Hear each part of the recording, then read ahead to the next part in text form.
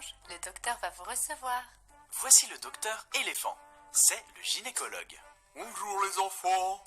Bonjour, docteur éléphant. Alors, qu'est-ce qui vous amène dans mon cabinet? Je viens vous voir car ça me pique dans ma culotte. Moi aussi. D'accord.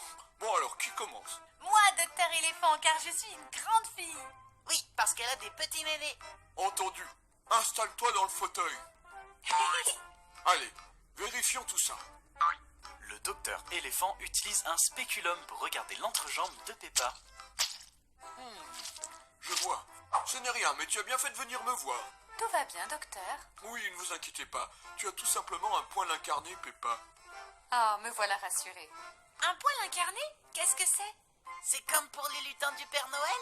Les lutins du Père Noël? Oui, une fois j'ai incarné un lutin au spectacle de l'École. Ah, non, c'est différent. Un poil incarné est un poil qui pousse sous la peau. Ça arrive lors de la puberté. C'est hormonal. C'est aussi pour ça que tes seins ont grossi. C'est un passage incontournable de la vie. Et tes poils poussent. Mais pourquoi j'ai un poil qui me fait bobo? Un poil incarné est souvent dû à un problème d'hygiène. Il faut faire très attention car parfois ça peut s'infecter. Je suis désolée, j'ai pas fait exprès. Ce n'est pas ta faute, ma chérie, ne sois pas triste. Ça m'arrive aussi, tu sais. Ah bon? Oui, Peppa, mais il ne faut pas hésiter à consulter en cas de doute. Et pour éviter ce genre de picotement, à l'avenir, tu vas devoir te raser. Me raser? Mais je sais pas faire. Tu m'apprendras, maman? Oui, ma chérie, on se rasera mutuellement. Tu verras, on va bien s'amuser. Et qu'est-ce qui va se passer si je ne me rase pas? Tes poils vont devenir très longs. Comme les cheveux de Réponse. C'est mal? Non, mais parfois ça peut jouer des tours. Sache qu'une fois, j'étais venue voir le docteur, mais je ne m'étais pas rasée. Oui, je m'en souviens. C'est sur là qu'on a perdu la caution.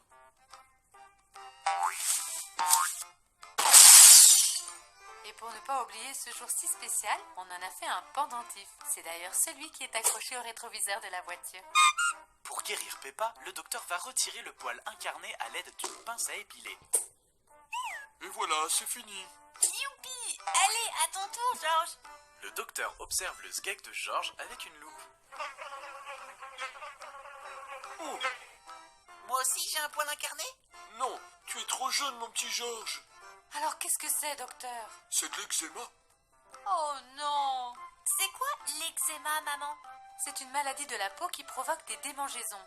Oui, et Georges en a plein sur son zizi. Et ça se répand jusqu'à son cucu. Oh, mon pauvre Georges. Lui aussi, il va devoir se raser pour arrêter les picotements? Non, c'est différent. Le docteur va lui prescrire une crème. Une crème au chocolat, j'espère. Non, mon chéri, une crème apaisante. Malheureusement, les rougeurs sont beaucoup trop importantes, Madame Pig. Appliquer une crème ne changera rien. Que pouvons-nous faire alors? Je crains qu'il n'y ait qu'une seule solution. Appliquer une crème à la vanille? Mais je préfère le chocolat. Non, mon petit Georges. On va devoir te couper la bite.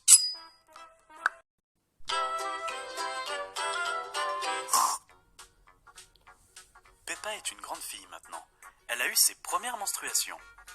Eh oui, depuis ce matin, j'ai du sang qui coule dans ma culotte. Mais pas d'inquiétude, j'ai mis un tampon. Peppa, qu'est-ce que tu as là? C'est un tampon, papa. Oh, ma petite Peppa est devenue une femme. Oui, et j'ai réussi à l'enfiler toute seule, comme une grande. C'est vrai, j'étais là quand elle l'a mis. Je suis fière de toi, Peppa. Mais attention, une vraie femme comme toi ne devrait pas mettre de tampon. Ah bon? Ta maman a raison, Peppa. Tu es une grande fille maintenant. Et tu sais ce que font les grandes filles à ton âge? Quoi donc, papa? Elles font du fric, de la maille, du flouze. C'est-à-dire? Tu vois, Peppa, depuis toujours, notre sang est utilisé pour faire quelque chose que l'on appelle le boudin. Le boudin? Mais qu'est-ce que c'est? C'est ce qui sort de moi quand je fais mon popo. Non, ça c'est le caca. C'est ce que nous utilisons pour faire les desserts au chocolat. Le boudin est une spécialité très appréciée par certains mammifères. Et le sang en est l'ingrédient principal. C'est pourquoi nous le stockons dans des grandes cuves en fer comme celle-ci. Mais je croyais que c'était du sirop de fraise. Ah, non, pardi. Et pour y arriver, nous utilisons des pompes adaptées, comme ça. Tandis que le tampon, lui, stoppe l'écoulement du sang et détériore son goût. Oh, je vois. Et ensuite, vous vous faites de l'argent en le vendant, c'est ça? Tout à fait, mais ce n'est pas tout. Sache que très bientôt, ta poitrine va grossir et tu pourras également en tirer profit. Avec les garçons? Mais non, voyons, qu'il est bête. Tu pourras découper ta poitrine en fines tranches et la vendre sous l'appellation jambon de pays. Découper ma poitrine en tranches? C'est très bizarre. Les femmes font ça? Bien entendu. Pourquoi crois-tu que ta mère est si plate? Eh oui, ma chérie, j'étais à peine plus grande que toi quand je l'ai fait. Oh, je comprends mieux. Je me suis toujours demandé pourquoi les autres mamans avaient une poitrine et pas toi. Et pourquoi crois-tu que ton père n'a pas de pénis? Tout simplement car je l'ai coupé et vendu sous l'appellation saucisson sec. C'était ça le paquet que t'avais laissé sécher au-dessus de mon lit pendant plusieurs mois? Tout à fait. Et c'est grâce à lui que nous avons pu acheter à Peppa cette belle robe. Mais pas assez pour faire corriger ton strabisme. Tout s'explique maintenant. J'ai tellement hâte de pouvoir gagner de l'argent grâce à mon corps. C'est le rêve de toutes les femmes. On va pouvoir faire construire une grande piscine. Youpi, youpi! Très bientôt, la famille Pig pourra se baigner dans une immense piscine grâce à Peppa et vivra heureuse pendant encore de nombreuses années. Ah, et au fait, Georges, nous devons changer de voiture. Du coup, on va te couper la bite.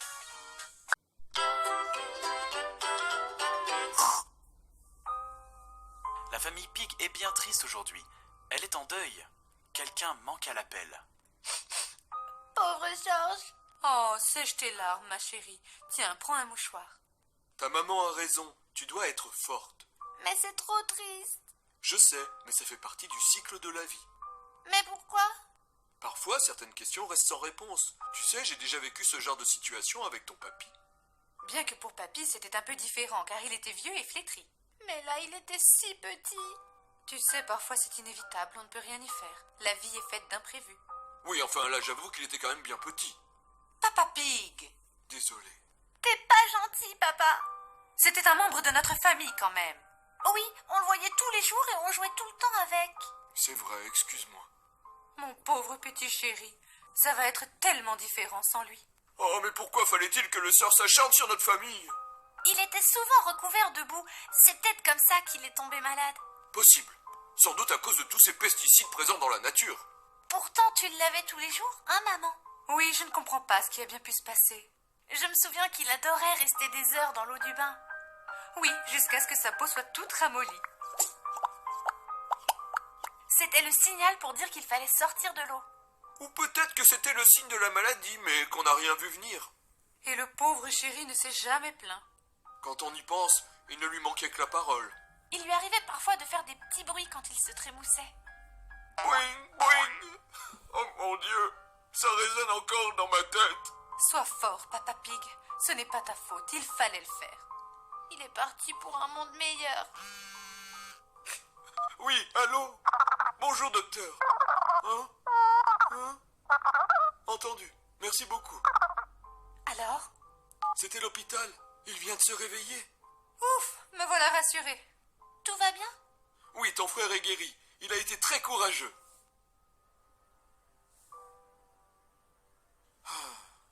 Quand on y pense, à 5 € le centimètre, bah, ça paye même pas la pierre tombale. Il est saucisson Pig à déguster entre amis pour un apéro réussi.